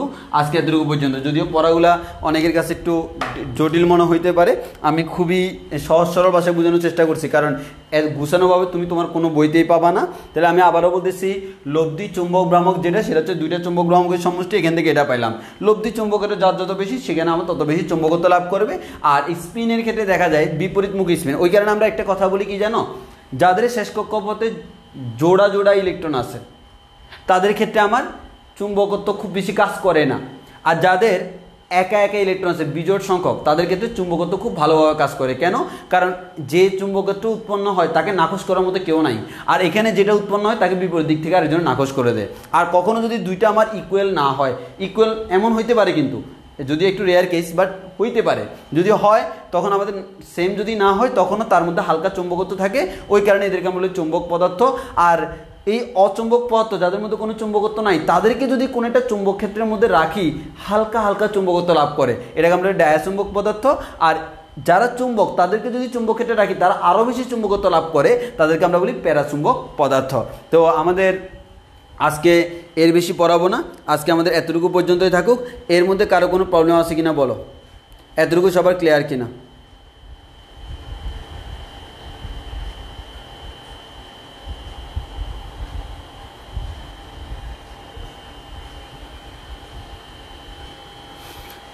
ওকে, এই টপিকসটা একটু ভালো করে নোট করে বাসায় ভালো করে দেখিও, কারণ হচ্ছে এই জায়গায় অনেকে ঝামেলা হয়, অনেকে এগুলো পড়ায়ও না। তো আমি পড়াচ্ছি কারণ হচ্ছে দেখা যায় এই সকল জিনিসগুলা বিশেষ করে বিশ্ববিদ্যালয় ভর্তি পরীক্ষা, তারপর হচ্ছে তোমার মেডিকেল ভর্তি পরীক্ষা, এগুলোর মধ্যে এইগুলো এই জায়গা থেকে এমসিকিউ আসে, তখন সবাই ভুল করে। কেন? এত কাহিনী করে মনে রাখা সম্ভব না, ওই কারণে আমি তোমাদেরকে সংক্ষেপে জিনিসটা আমার মতো করে বোঝানোর চেষ্টা করলাম। তো সবাই একটু বাসায় ভালো করে দেখে নিবা। আমাদের দেখা হবে নেক্সট ক্লাসে। আজকে এতটুকু পর্যন্ত, ধন্যবাদ সবাইকে, আল্লাহ হাফিজ।